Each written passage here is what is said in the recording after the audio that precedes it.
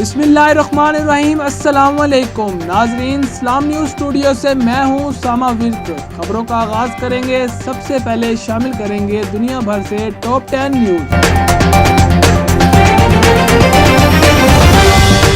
लाहौर के मारूफ गुलकार बिलाल सईद और भाई के दरमियान झगड़े की फुटेज मंजर आम पर आ गई, जिसमें देखा जा सकता है डॉल्फिन फोर्स की मौजूदगी में बिलाल सईद अपने भाई और एक खातून से झगड़ रहे हैं।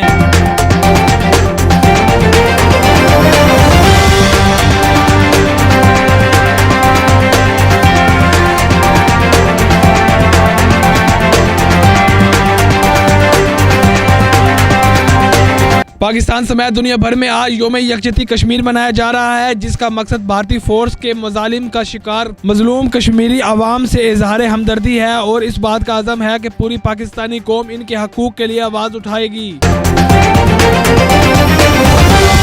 अमरीकी ख़ौजा पॉलिसी में यमन के मामले पर तब्दीली इन इक़दामात की कड़ी है, जिसका वादा सदर बाइडन ने अमरीकी ख़ौजा पॉलिसी समेत बकौल इनके दरख्वास्त करने के लिए किया था। चीन ने ऐलान किया है कि वो कोरोना वायरस से बचाव के आलमी प्रोग्राम के लिए वैक्सीन की 1 करोड़ खुराकें तरक्की पजीर ममालिक को फराहम करेगा। तुर्की ने बरूदी सुरंगों की सफाई के लिए इस्तेमाल होने वाली खसूसी माइन स्वीपर गाड़ियां अजरबैजान को भेज दी हैं।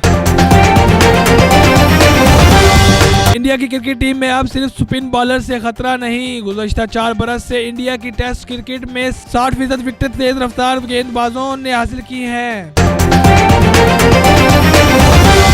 अमेरिका ने यमन के खिलाफ 6 साल से जारी जंग में अपने इत्तेहादियों की जानिब से जारहाना कार्रवाइयां करने के लिए अपनी हमायत खत्म करने का ऐलान कर दिया। यौम यकजहती पर पीडीएम की जानिब से आज मुजफ्फराबाद में अवामी जलसे का एहतमाम किया जा रहा है। इसराइली वज़ीर आज़म ने मुत्तहिदा अरब अमारात समेत दीगर खलीजी ममालिक गैर मुअय्यना मुद्दत तक मुलतवी कर दिया। अमेरिका ने यमन जंग में सऊदी अरब से ताउन खत्म करने का फैसला कर लिया।